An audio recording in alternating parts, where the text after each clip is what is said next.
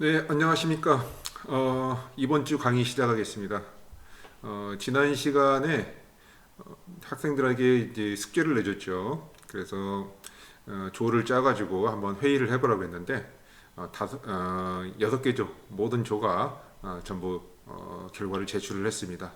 따라서 지금 조별 과제가 잘 진행되고 있는 걸로 지금 알고 있고요. 여러분들이 이 팀별 과제가 결국은 여러분들 그 학점 주는데 상당한 영향을 미칠 테니까요. 시키는 대로 잘 따라서 하기 바랍니다. 첫 번째 과제가 마감이 얼마 남지 않았어요. 5월 8일입니다. 그런데 이제 오늘까지 보니까 지난주 강의도 제대로 그 잘 안 들은 학생들이 많이 있어요. 오늘 마감인데 걱정이 되면 마감일이 이제 조금씩 빨라지거든요. 그렇기 때문에 여러분들이 오늘 강의를 듣지 않으면 출석하지 않은 것으로 간주가 됩니다. 그래서 이제 다음 주 강의가 또 5월 6일날 또 끝나거든요. 이제 5월 5일날 쉬는 날이잖아요. 그래서 좀 집중해가지고 좀 바짝 당겼어요. 그래서 여러분들 여기에 아직 강의를 듣지 않는 학생들은 이 인터넷 강의를 다운 받아가지고 빨리 보시기 바랍니다. 이거 저기 밀리기 시작하면 한이 없어요. 네, 빨리 하셔야 됩니다. 그다음에 이 과목 굉장히 중요한 과목 이러겠죠. 네, 여러분 공부 열심히 하시고요. 하다가 어려운 점이 있으면 뭐 쪽지나 뭐 강의 피드백이나 뭐 이런 걸 통해서 여러분들이 언제든지 문의 주시면 바로바로 답변해 드리겠습니다.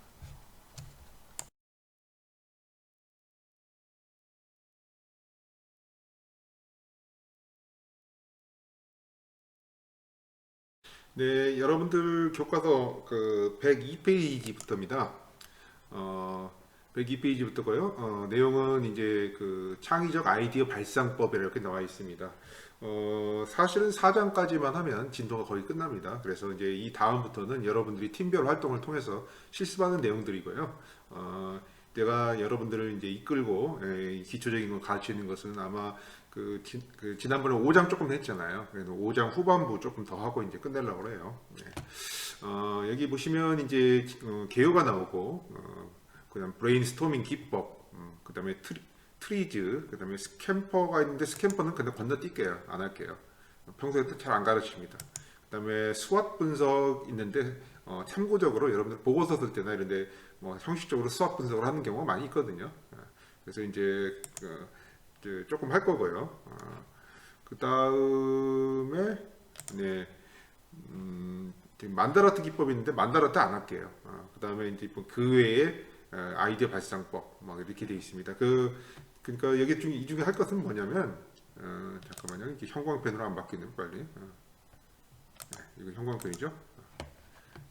개요하고 그다음에 브레인스토밍, 그다음에 트리즈 그리고 수학 분석 한 4개 정도가 될 것 같아요. 네. 근데 이제 이 중에서 제일 많이 쓰는 기법이 오늘 이제 배우는 브레인스토밍 기법하고 그 다음에 이제 보조적으로 우리가 좀 쓸 기법들이 이제 트리즈 기법 뭐 이런 정도 됩니다. 네, 그래서 여러분들 한번 보시고요.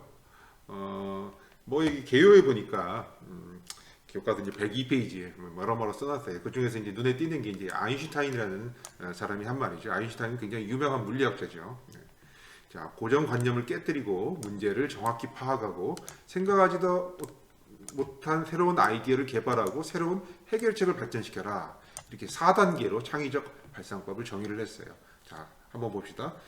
기존에 이런 문제는 이런 식으로밖에 해결할 수 없어. 아니면 이런 문제는 풀 수가 없어라고 생각한 어떤 고정관념을 깨뜨리라는 거예요. 저게 첫 번째죠.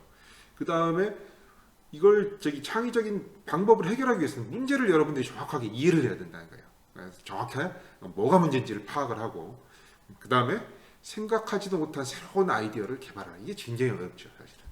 여러분들 뭐 수학 문제 푼다 그러면 뭐 제일 어려운 단계가 바로 2단계죠.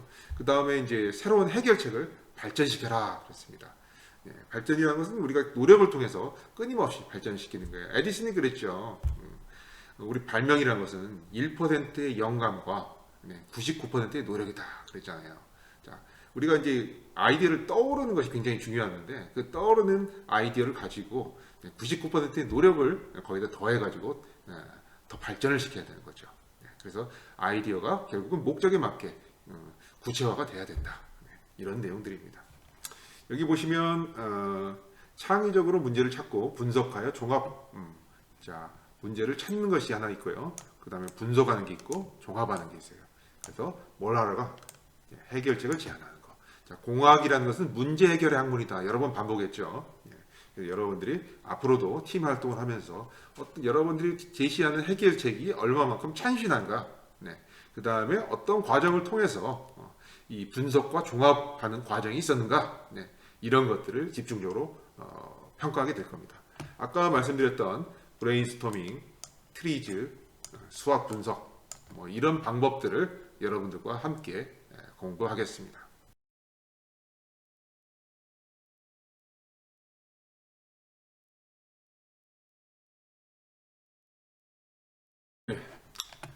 먼저 브레인스토밍이라는 거 우리가 어원을 한번 잘 살펴보면요. 브레인이라는 것은 뇌지요, 뇌. 여러분 뇌를 가지고 계시죠. 그다음에 스톰이라는 것은 폭풍입니다. 뇌에서 폭풍이 난다. 폭풍이 일어난다. 무슨 뜻이겠어요? 무슨 아이디어가 있어? 하고 물어보면 글쎄요, 뭐 아이디어라 나라고 뭐 통 빼는 수가 있습니까? 뭐 아이디어 어쩌고 뭐 이 사람한테 물어보면 이런 이야기하고 저 사람한테 물어보면 저 사람 이야기하고.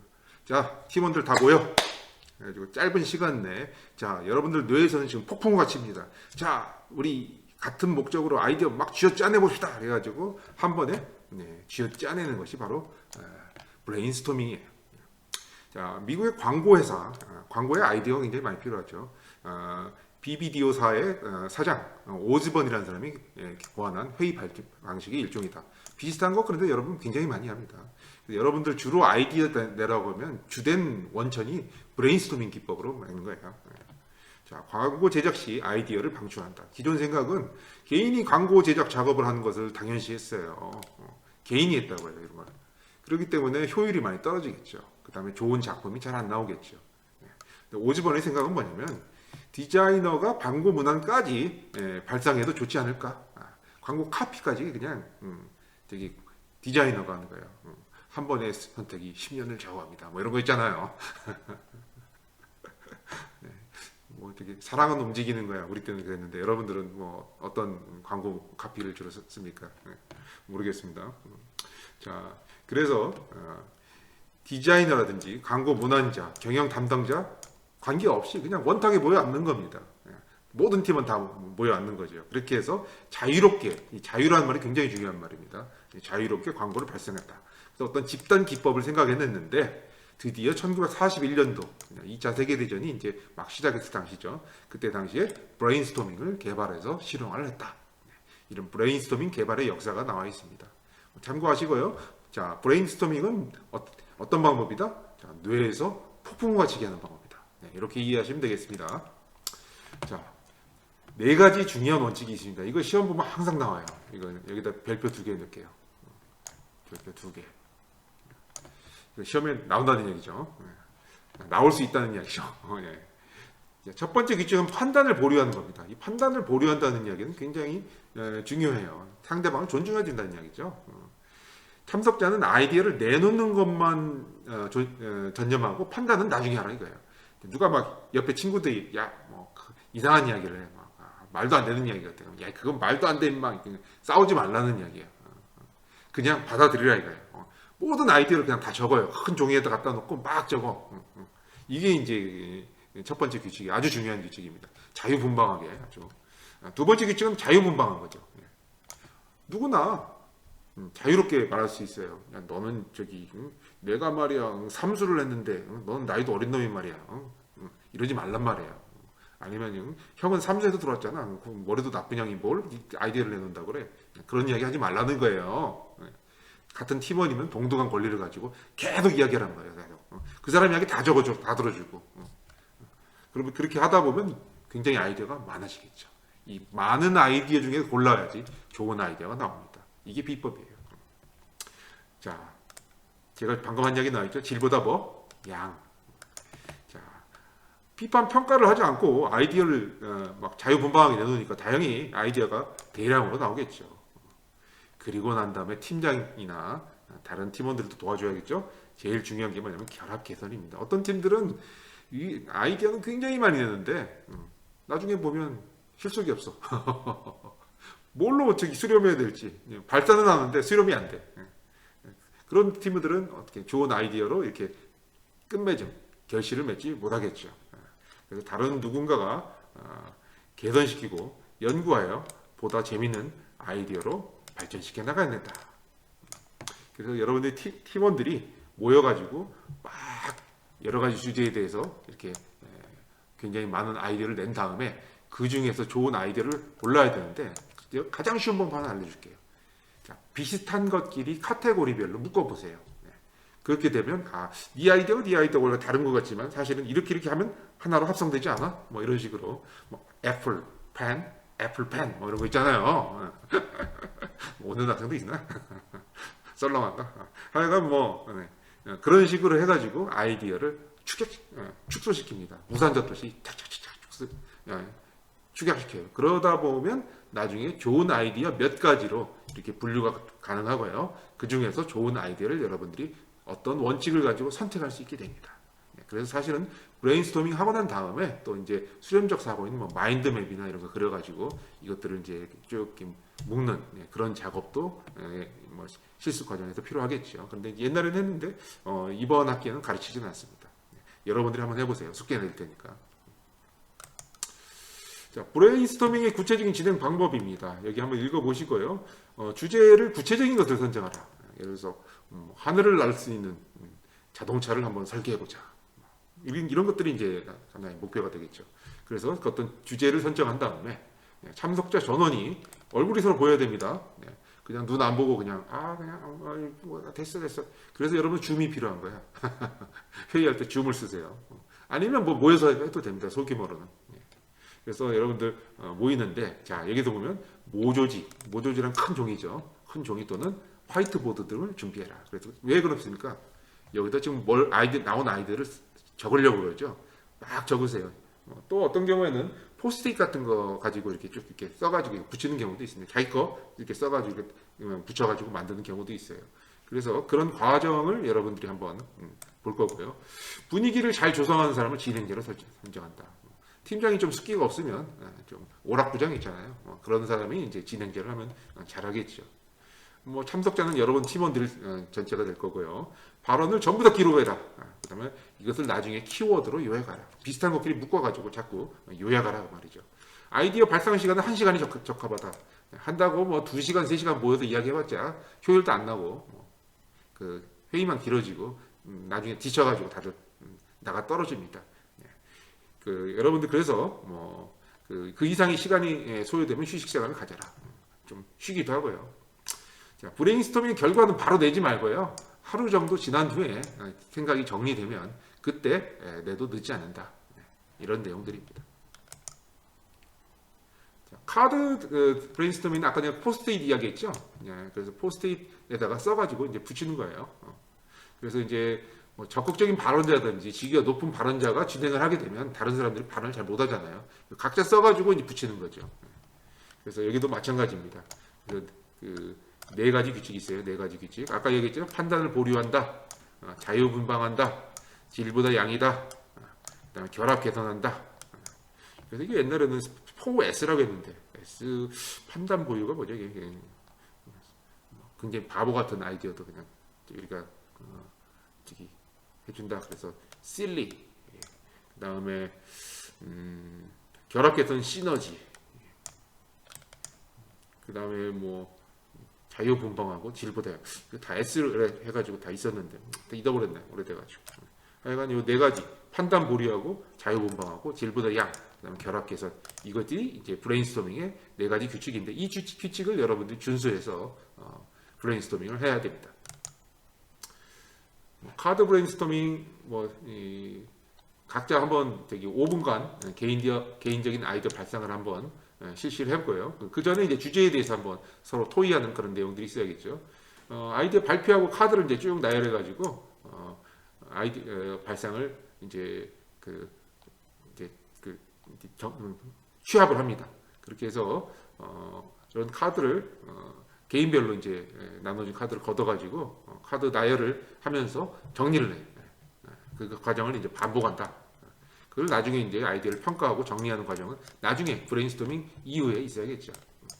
그래서 여러분들이 이런 과정을 통해서 한번 해보는 것도 중요합니다. 그래서 한번 해보세요.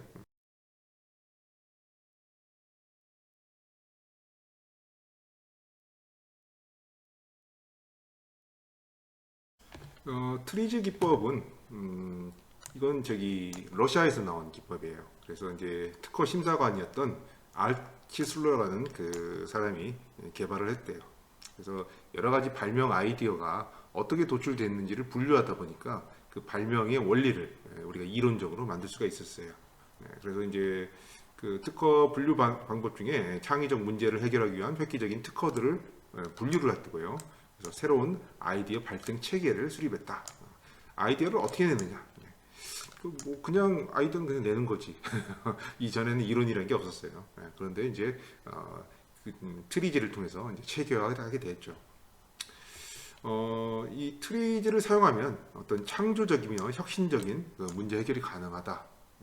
그러니까 어떻게 우리가 체계적, 창조적이며 혁신적인 그 문제 해결이 가능하려면 어떤 체계적인 그 사고를 해야 되잖아요. 그런 체계적인 사고를 어떻게 하는지를 이론적으로 설명을 해줘요. 굉장히 중요한 이론이죠.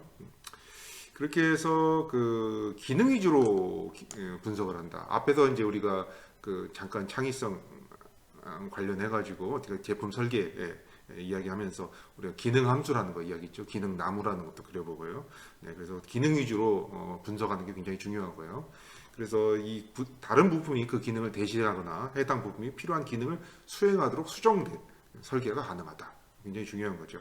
이름으로써 개발 비용을 절감할 수 있다.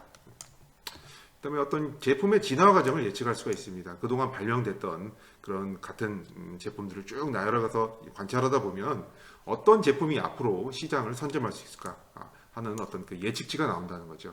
그러면 우리가 미리 그 제품을 개발을 해서 시장에 내놓는다면 돈을 많이 벌 수 있겠죠. 특허 및 데이터베이스를 통해서 데이터베이스라는 건 데이터를 많이 쌓아놓은 것을 체계적으로 많이 쌓아놓은 것을 이제 데이터베이스라고 합니다. 특허 데이터베이스 우리가 지난 시간에 뭐 그 키프리스 같은 거 응용하는 거 좀 배웠잖아요. 그래서 항상 여러분 제일 처음에 해야 될 게 뭐냐면 특허 조사입니다. 이번 학기에는 여러분이 특허 조사를 그냥 흘려 넘길 수도 있는데 사실은 특허 조사 굉장히 중요해요. 여러분들한테 그래서 학기 끝나기 전에 텀 프로젝트로 좀 그 특허 조사 과제를 개인 과제로 좀 내주려고 그래요. 개인적으로 그래도 싫어요. 싫어도 할 수 없습니다. 학점 나가려면 학점 줘야 되니까 숙제 나갈 거고요. 뭐 성의 없이 하면 뭐 지난번에 점수 다 받아보셨죠? 피드백이랑. 여러분들은 숙제 한다고 했지만 교수님이 보는 눈은 굉장히 엄격하다. 나름대로 객관적으로 관찰을 하기 때문에 뭐 불만 있는 학생은 할 수 없는 거고. 그래서 여러분들 특허에 대한 과제가 하나 나갈 때는 것을 미리 예고를 해드리겠습니다. 그래서 유사 특허를 피해서 제품을 설계 제작할 수 있다. 왜냐하면 내 아이디어는 어떤 면에서 다르다는 것을 체계적으로 설명할 수 있어야지 새로운 특허가 나갈 수 있죠. 특허 방어 및 시장 선점이 가능하다. 그래서 이러한 여러 가지 그 장점들이 있다. 이 뭐 장점들을 외울 필요는 없습니다. 이거 시험에 안 내요. 하지만 중요하니까 발표하고 넘어갈게요. 다음 볼까요? 트리즈 기법의 문제 해결의 어떤 기본 원칙이 있습니다. 항상 기본 원칙을 왜 세우느냐? 목적은 딱 하나죠. 문제 해결의 시간을 감소하는 거예요. 그러니까 문제 해결하는데 예를 들어서 한 달이 걸린다, 1년이 걸린다. 그렇게 천천히 시간이 주어지면 뭐 상관이 없겠죠. 그렇지만 대부분의 경우에는 이제 시간이 없기 때문에 짧은 시간 안에 문제를 해결해야 됩니다. 그래서 어떤 프로세스를 체계화한다는 것이 이제 트리즈의 목적입니다. 자, 그래서 그 현실 문제를 요약을 해야 됩니다. 이 요약한다는 것은 지난번에 배웠죠. 우리가 말로 요약하는 게 있고 그것을 공학적인 언어로 번역을 해야 된다, 그렇죠. 그래서 브레인스토밍 등의 아이디어 발상법을 통하여 사용된 요약된 모델의 해결책을 제안한다. 예를 들어서 브레인스토밍을 통해서 굉장히 많은 아이디어가 나오는데 이 아이디어를 우리가 체계화 시켜가지고 그 중에서 제품으로 활용할 수 있는 그러한 아이디어를 채택을 하는데 이 트리즈를 사용할 수가 있다는 거죠. 또 제한된 해결책은 현실의 문제에 적용할 수 있다. 만약 적용이 불가능하다면 다시 아이디어를 창출하여 새로운 해결책을 제안한다. 왜냐하면 트리지 기법이 그런 아이디어를 평가할 수 있는 체계적인 기법이기 때문에 이게 가능한 겁니다. 또 적용 가능한 아이디어는 문제 해결의 시간의 감소는 물론이며 이전의 해결책보다 더 혁신적이어야 된다. 자, 혁신적이라는 것은 우리가 특허에서 발명의 진보성을 따지거든요. 이전에 가졌던 방법에 비해서 뭔가가 달라가지고 이것은 이전에 해결할 수 없는 없던 방법을 얘가 새로이 해결할 수 있다. 이게 이제 혁신성입니다. 그래서 그런 혁신적인 아이디어를 내야 된다. 이런 기본 원칙들이 있습니다. 굉장히 어렵게 설명했는데 여기까지 설명 들어놨을 때는 도대체 트리지가 뭐기 도깨비 방망이도 아니고 무슨 요술 방망이도 아니고 이게 대체 뭘까 궁금해하는데 일단은 한번 보세요. 일단 현실의 문제들이 있어요. 이 문제들은 굉장히 많이 있습니다. 이 중에 해결되지 않은 문제들도 상당히 있죠. 그렇기 때문에 여러분들이 있는 겁니다. 여러분 직업은 뭐? 공학도. 공학도죠. 그래서 현실의 문제를 요약해야 됩니다. 공학적인 언어로 요약하면서 어때요? 수준이 조금 점프를 해야 되죠. 만약에 공학이 수준이 낮아버리면 뭐 여기 저기 길거리에 저기 리어카 끌고 다니는 아저씨들도 뭐 아이디어 있으면 다 할 수 있어요. 여러분들이 다른 게 뭐야? 나한테 뭘 배워? 체계화적인 지식을 배우는 거죠. 그렇기 때문에 여러분들 어떤 지식 수준을 약간 좀 점프를 시켜요. 그래서 그 문제를 공학적인 용어로 알아듣게 요약을 합니다. 그래서 이 요약을 아이디어로 정리를 할 수가 있고요. 그 아이디어의 를 가지고 요약된 모델을 만듭니다. 이 모델이라는 것은 현실하고 좀 다르죠. 하지만 모델을 만듭니다. 그래서 그 모델을 저기 해결할 수 있느냐 없느냐. 이거 뭐 수학으로 판명할 수도 있고요. 뭐 여러 가지 토의로 판명할 수도 있고요. 여러분들이 가지고 있는 지식으로 이런 해결책을 만들 수가 있습니다. 이 과정을 거친 다음에 이 과정이 과연 현실에 적용 가능한가를 따져봐야죠. 뭐 그 실험실이나 강의실에서는 잘 됐어요. 이론적으로는 해결이 쉬워요. 그런데 이것이 과연 현실적인 제한 조건 때문에 과연 이게 현실에서 형상화될 수 있느냐 이걸 따져야 되죠.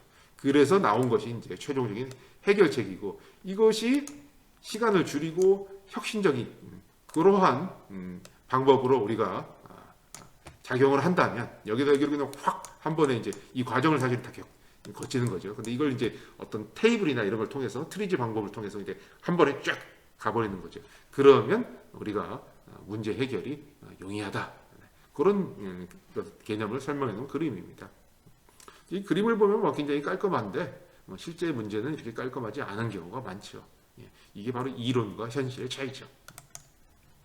자, 트리지 개발의 기법에 이제 3대 요소가 있어요. 하나는 이제 이상적인 아이디얼 파이널 리조트, 이상 해결책이 있고 어떤 이상성이 있어요. 우리가 추구하는 이상은 이거다. 그런 어떤 목적이죠. 그래서 유용한 기능은 최대화시키고 유해한 기능은 최소화시키는 거. 기능을 쭉 분류를 해가지고 그 점수를 매겨가지고 이것은 최대화, 이것은 최소화 뭐 이런 식으로 만들 수가 있어요. 그렇다면 뭐가 발생합니까? 서로 모순이 발생해요. 튼튼하게 만들려면 무겁게 만들 수밖에 없어요. 그럼 무게도 줄이고 강도도 높이는 방법이 뭐냐? 이게 이제 모순이죠. 그래서 대부분의 기술적인 문제들은 한 가지 이상의 모순을 포함하고 있다. 자, 이게 굉장히 중요한 개념입니다. 자, 트리지 하면 뭐다? 모순. 우리가 철학의 변증법이라는 게 있죠. 정반합. 그래서 어떤 모순이 발생하면 이게 트리지 기법이 이제 성립을 합니다. 그래서 모순 행렬 뭐 이런 이야기가 나오며 그 다음에 여러분들이 쓸 수 있는 자원이 있습니다. 자원. 다 쓸 수 있는 게 아니에요. 예를 들어서 뭐 야, 이거 100톤짜리 다이아몬드를 가졌더니 얘가 무지 단단하더라. 야, 그러면 앞으로 다 다이아몬드로 만들어. 할 수 있습니까? 안 되죠. 왜? 돈의 그 제약 조건이 있고 그 다음에 무게의 제약 조건이 있고 뭐 이런 조건들이 있기 때문에 이런 것들을 따지다 보면 우리가 쓸 수 있는 자원이라는 건 우리 주변에 한정되어 있다. 그래서 자원이라는 건 문제 해결을 위해 이용할 수 있는 모든 것입니다. 그 말은 무슨 말이냐면 재료뿐만 아니라 여러분들이 인력이라든지 또는 뭐 시간이라든지 이런 그 추상적인 개념도 다 포함하고 있다. 주변 환경에서 쉽게 얻을 수 있는 것을 사용해야 된다. 제일 쉬운 게 물과 공기죠. 예를 들어서 기름을 써야 된다. 뭐 기름값이 요즘 아무리 내렸다지만 돈이 들죠. 트리지에서의 창의적 문제는 아까 이야기했듯이 대립과 모순이 있습니다. 그래서 어떤 파라미터들을 향상시키기를 할 때 시스템의 다른 파라미터들은 오히려 악화되는 경우가 많이 있습니다. 이것을 이제 대립과 모순이라고 합니다. 그래서 이걸 하기 위해서는 우리가 트레이드 오프를 해야 된다. 트레이드라는 말은 무역이죠. 장사를 해야 된다. 즉 어떠한 기능은 여기까지만 우리가 좀 향상시키고 어떠한 기능은 최소한 이 정도까지만 만족시키고 뭐 이렇게 해가지고 좀 조율을 할 필요가 있습니다. 이런 과정을 우리가 트레이드 오프라고 합니다.